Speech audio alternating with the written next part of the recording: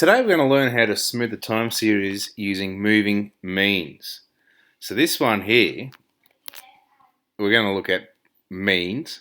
Another word for that is average. All right, so we're going to be using averages, and moving averages is going to make a lot more sense as we go through this. The time series plot can incorporate many of the sources of variation previously mentioned: trends, cycles, seasonality, structural change, outliers, and irregular fluctuations.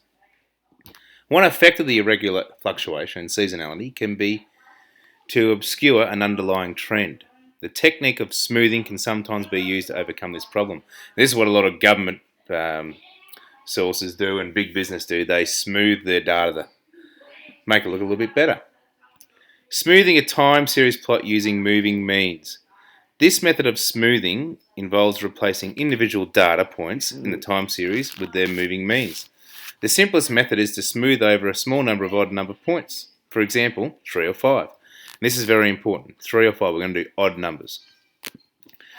The 3 moving mean. To use 3 moving mean smoothing, replace each data value with the mean of that value and the values of its two neighbours, one on each side. That is, if y1, y2 and y3 are sequential data values, then what we've got here is y2 equals y1 plus y2 plus y3 divided by 3. The first and last points do not have values on each side, so leave them out. Now you're probably thinking, what on earth does that mean? So I've got it on here on our spreadsheet. I've got a question that's going to come up later on. I've got the day and its temperatures. Alright, so what you'll see here, it's got the days. So I've got 10 days here and the temperatures for those 10 days. Now the way I've worked out this 3 moving mean, which I've called 3, that 26.3 came about by going 24 plus 27 plus 28 divided by 3, and you'll notice because I've got 3, it goes in the middle part there. The 31.7 came about by going, right, 28 is the middle number, 27 plus 28 plus 40 divided by 3 gives me 31.7. So that's called 3 median smoothing. So you'll notice I can't do anything about the first one because there's no number on the other side of it. When we get to 5 median smoothing, it's the same principle, but use 5 numbers this time.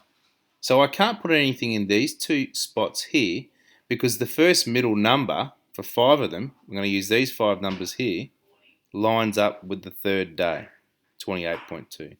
So I'm going to go 24 plus 27 plus 28 plus 40 plus 22, divide all that by 5, and it gives me that number there. So that's 5 median smoothing. And it goes through that with those examples.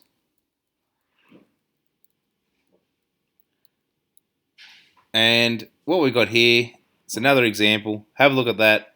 It's basically a different way of demonstrating what I've just shown. And once you plot them all, and you can do this on the CAS, and I'm going to show you that in a second. What you'll notice here, here's the original raw data. It's got this fluctuations going on. And then once we smooth with the 3 median, it still has a little bit of fluctuation. But as you'll notice, the more data points we use with our smoothing, all right, our moving mean, it makes it flatter. That's how it smooths it out. And it talks about what's happened here with these observations. Now, the next thing we're going to look at, which is much more difficult, if there's an even amount of numbers, 2 mean or 4 mean, they normally keep it to, what you're going to have to do here, if I had just these 3 days, I'd have to go 18.1 plus 24.8, add them together, obviously, divide by 2 and it'll give me a value. Then I'd have to go 24.8 plus 26.4, divide those 2 by 2, and then I'll have those 2 values, add those 2 values up, divide by 2, and that's then my 2 mean smoothing with centering. Alright? And I give a couple of examples here. Oh, it is there. I could have explained it a little bit better if I had to scroll down a little bit. So that's what I spoke about before.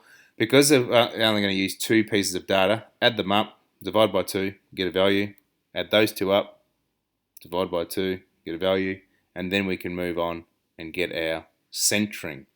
Not centering, centering. And here's a bigger example as we go through here. They are pretty straightforward. And then the 4 mean is just another way of doing the 2 mean, but you'll notice there's 4 numbers this time, so what they go through here, We're going to have to add those 4 numbers up initially and do it on the other side as well, and then those 4 numbers. And then once those 2 have been added up, add those 2 together, divide by 2, gives us a 4 mean smooth temperature.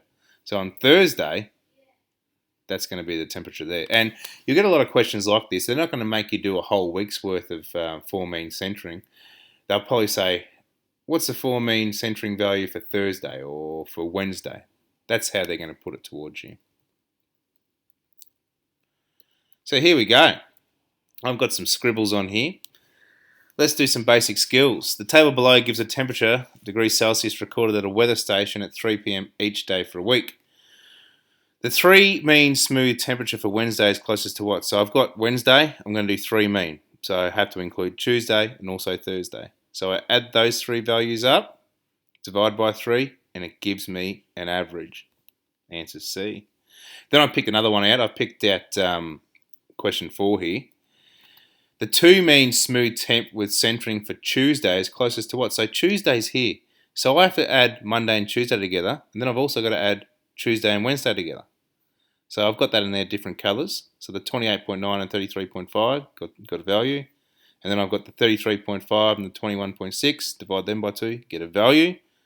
Add those 2 up, divide by 2, there's our answer. 29.37, 29.4 rounded. Then I've gone down here and we're going to plot these on a CAS. So this is where I got that data from. So the maximum temp of a city over a period of 10 days is given below. So they're the actual temperatures. That's the raw data. That's what it actually is. And then I've done the 3 mean smoothing. So the 3 mean, here's just one example I've given for this one. 24 plus 27 plus 28, divide by 3. Because that's the middle, that's where it goes. That's the centering there. So we do that for the rest of them. So this 31.7 was those 3 numbers added together, divide by 3. And then we have to do the 5 mean, all right? 5 mean smoothing. So remember, the first middle number we can do for 5 numbers is this 3. 1, 2, 3, 4, 5. There's the 3. All right, so I've got the 28.2 there. And here's an example again how to do this number. So those 5 numbers there, add them up, divide by 5, gives us a value. So let's put them on a CAS. So what I've got to do here, I've got day and temp. I'm going to get one of these out. I'm going to go day. I've got temp. And I want to connect those dots for a time series plot. So I go menu, plot type. I want an XY line plot. Excellent.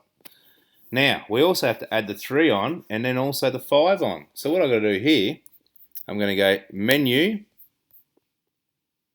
add a Y variable because we want to find another response variable. So I'm going to go 3. Look at that. It's beautiful. And it's removed a little bit of the fluctuations. There's still a little bit there. So we're going to add another Y variable as well. Oh, hang on a sec. Add another Y variable. And this time we're going to go 5. And what you'll notice here, look at 5, it's smoothed it out. That's why they call this centering smoothing, because it gets rid of the irregular fluctuations. Hope that's helped. Best of luck.